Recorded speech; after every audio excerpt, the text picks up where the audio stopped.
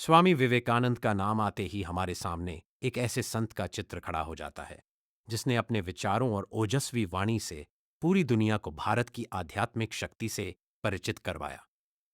स्वामी विवेकानंद की शिकागो यात्रा 1893 इतिहास का वह सुनहरा पल है जब भारत की आवाज पूरी दुनिया ने सुनी और सराही।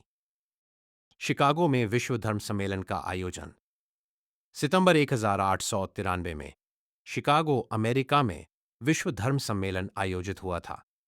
भारत से कई साधु संत भी वहां पहुंचे थे। 11 सितंबर 1893 को जब स्वामी विवेकानंद ने sisters and brothers of America कहकर अपना भाषण शुरू किया, तो पूरा सभास्थल तालियों से गूंज उठा।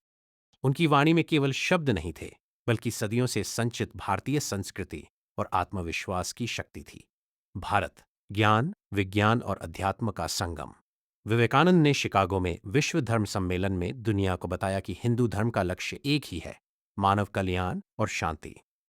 उन्होंने सहिष्णुता और आपसी सम्मान का ऐसा संदेश दिया जिसकी आज भी आवश्यकता है।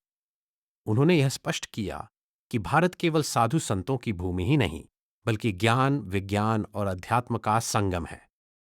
उठो, जागो और लक्ष्य प्राप्ति तक मत रुको। आज हमें स्वामी विवेकानंद से सीखने की सबसे बड़ी बात है आत्मविश्वास। उन्होंने कहा था, उठो, जागो और तब तक मत रुको जब तक लक्ष्य प्राप्त न हो जाए। यह वाक्य सिर्फ किताबों में पढ़ने के लिए नहीं है, बल्कि जीवन में अपनाने के लिए है। आज जब युवा अपने करियर, पढ़ाई या निजी जीवन की चुनौतियों से जूझते हैं, तो विवेकानंद की यह सीख रास्ता दिखा सकती है। देश की असली ताकत उसके लोग।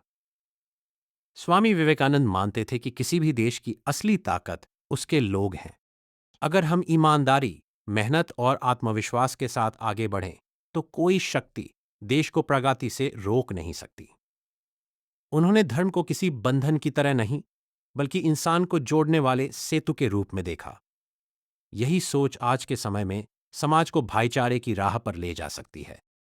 विवेकानंद की शिकागो यात्रा सिर्फ एक भाषण नहीं थी, बल्कि भारत के पुनर्जागरण का प्रतीक था। उनका संदेश आज भी उतना ही प्रासंगिक है जितना सितंबर 1893 में था। बस आवश्यकता है अपने अंदर की शक्ति पहचानने की, खुद पर भरोसा रखने की और समाज को एक बेहतर दिशा देने की।